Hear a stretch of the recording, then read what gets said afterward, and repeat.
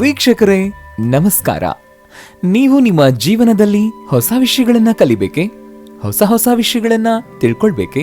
ಹಾಗಾದ್ರೆ Jeet media network YouTube ಚಾನೆಲ್ನ ಪ್ರತಿದಿನ ತಪ್ಪದೆ ನೋಡಿ. ಹಾಗೇನೆ ಈ ವಿಡಿಯೋನ ಸ್ಕಿಪ್ ಮಾಡದೆ ಪೂರ್ತಿಯಾಗಿ ನೋಡಿ. ಸ್ಕಿಪ್ ಮಾಡಿದ್ರೆ ಇಂಪಾರ್ಟೆಂಟ್ ವಿಷಯಗಳನ್ನ ನೀವು ಮಿಸ್ ಮಾಡ್ಕೊಳ್ಬಹುದು.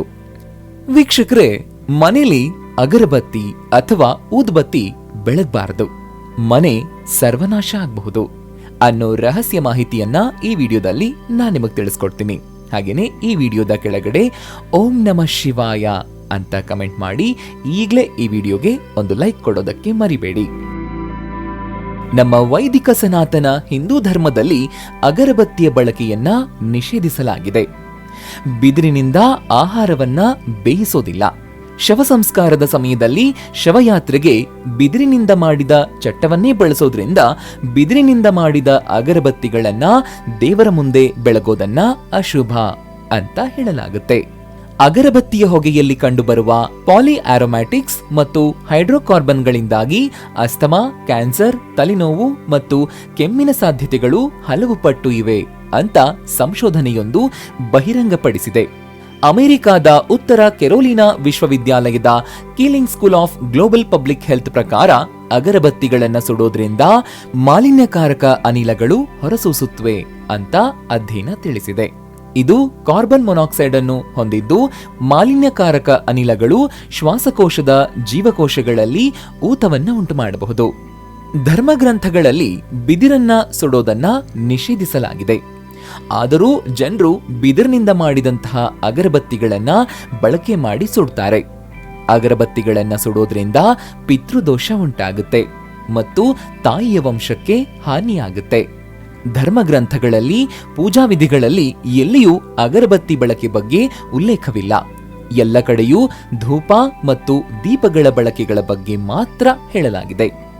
ಅಗರಬತ್ತಿಗಳನ್ನ ರಾಸಾಯನಿಕಗಳಿಂದ ತಯಾರಿಸಲಾಗುತ್ತೆ.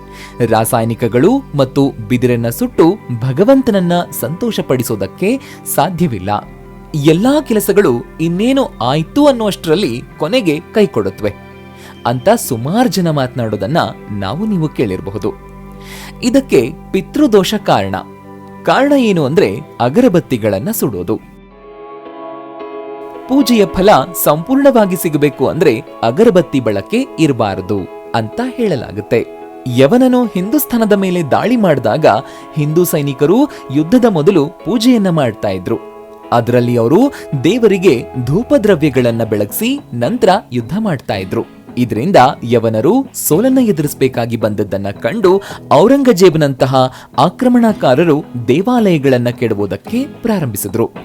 ಹಿಂದೂಗಳು ತಮ್ಮ ಇಷ್ಟದೇವರುಗಳ ಶಕ್ತಿಯನ್ನ ಪಡಿಬಾರದು ಮತ್ತು ಅವರು ಯುದ್ಧದಲ್ಲಿ ಸೋಲ್ಬೇಕು ಅಂತ ಪೂಜಾ ಮಂದಿರಗಳನ್ನ ನಾಶ ಮಾಡಿದ್ರು. ದೇವಾಲಯದ ಧ್ವಂಸದಿಂದಾಗಿ ಹಿಂದೂ ಸೈನ್ಯವು ಕೋಪಗೊಂಡಿತು. ಇದನ್ನ ನೋಡಿದ ಯವನರ ಬುದ್ಧಿವಂತ ಜನರು ಹಿಂದೂಗಳ ದೇವರು ಬಹಳ ಶಕ್ತಿಶಾಲಿ ಅಂತ ಭಾವಿಸಿದ್ರು. ದೇವರನ್ನ ಪೂಜಿಸೋದ್ರಿಂದ ಅದು ಹಿಂದೂಗಳಿಗೆ ಶಕ್ತಿಯನ್ನ ನೀಡುತ್ತೆ. ಇದರಿಂದಾಗಿ ನಮ್ಮ ಸೈನ್ಯವು ಸೋಲಲ್ಪಟ್ಟಿದೆ ಅಂತ ಅವರು ಭಾವಿಸಿದ್ರು. ನಂತರ ಅವರು ತಮ್ಮ ಪುರಾಣಗಳನ್ನ ಅಧ್ಯಯನ ಮಾಡಿದ್ರು. ಹಿಂದೂ ಧರ್ಮದಲ್ಲಿ ಬಿದಿರು ಸುಡೋದನ್ನ ನಿಷೇಧಿಸಲಾಗಿದೆ ಅಂತ ಶಾಸ್ತ್ರಗಳಲ್ಲಿ ಕಂಡುಬಂದಿದೆ. ಯವನನು ಯುದ್ಧದಲ್ಲಿ ತನ್ನ ಸಾವಿರಾರು ಸೈನಿಕರನ್ನ ಕಳೆದುಕೊಳ್ತಾ ಇದ್ದ. ಅವರನ್ನು ಯುದ್ಧ ಭೂಮಿಯಲ್ಲಿ ಉಳ್ಬೇಕಾಯ್ತು. ಬಹಳ ವಾಸನೆ ಬರ್ತಾ ಇತ್ತು. ಆಗ ಯವನನು ಅಗರಬತ್ತಿಗಳನ್ನ ಬಿದಿರಿನ ಮೇಲೆ ಸುತ್ತಿ ಸಮಾಧಿಯ ಮೇಲೆ ಸುಡುವ ಮೂಲಕ ಅಗರಬತ್ತಿಗಳನ್ನ ತಯಾರಿಸಿದ್ರು. ಇದರಿಂದ ವಾಸನೆ ಬರೋದು ನಿಂತಿತು.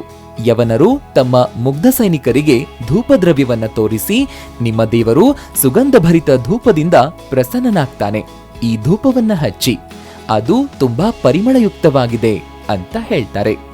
ಇಂದಿಗೂ ಬಿದಿರಿನ ಕಟ್ಟಿಗೆ ಸುಟ್ಟು ಪೂಜೆ ಭಂಗ ಮಾಡೋದ್ರಲ್ಲಿ ಎಲ್ಲರೂ ನಿರತರಾಗಿದ್ದಾರೆ. ಅಗರಬತ್ತಿಗಳನ್ನ ಸುಡೋದ್ರಿಂದ ಅಪೇಕ್ಷಿತ ಫಲಿತಾಂಶಗಳು ಅಥವಾ ಪ್ರತಿಫಲಗಳು ದೊರೆಯೋದಿಲ್ಲ.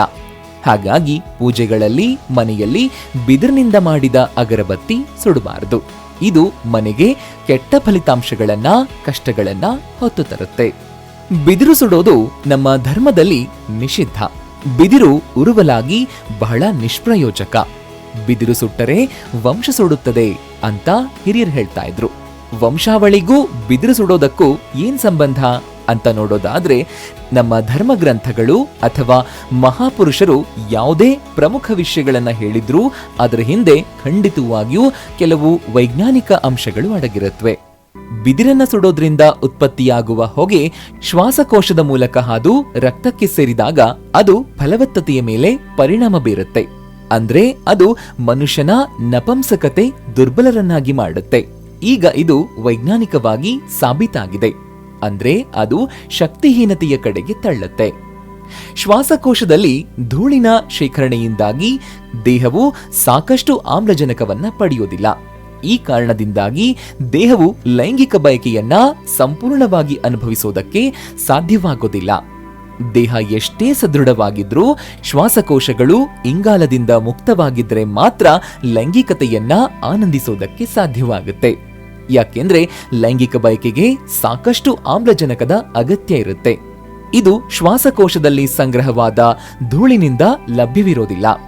ಕಾಮವನ್ನು ಸಂಪೂರ್ಣವಾಗಿ ಬದುಕಲು ಸಾಧ್ಯವಾಗದ ಕಾರಣ ನಮ್ಮ ಮನಸ್ಸು ಅದರಿಂದ ಮುಕ್ತವಾಗೋದಕ್ಕೆ ಸಾಧ್ಯವಿಲ್ಲ. ಬಿದಿರಿನ ಹುಲ್ಲು ನಮ್ಮ ಫಲವತ್ತತೆಯ ಮೇಲೆ ಪರಿಣಾಮ ಬೀರುತ್ತೆ. ಆದ್ರಿಂದಲೇ ಬಿದಿರು ಸುಡೋದ್ರಿಂದ ವಂಶನಾಶವಾಗುತ್ತೆ ಅಂತ ಹಿರಿಯರು ಹೇಳಿದ್ದಾರೆ.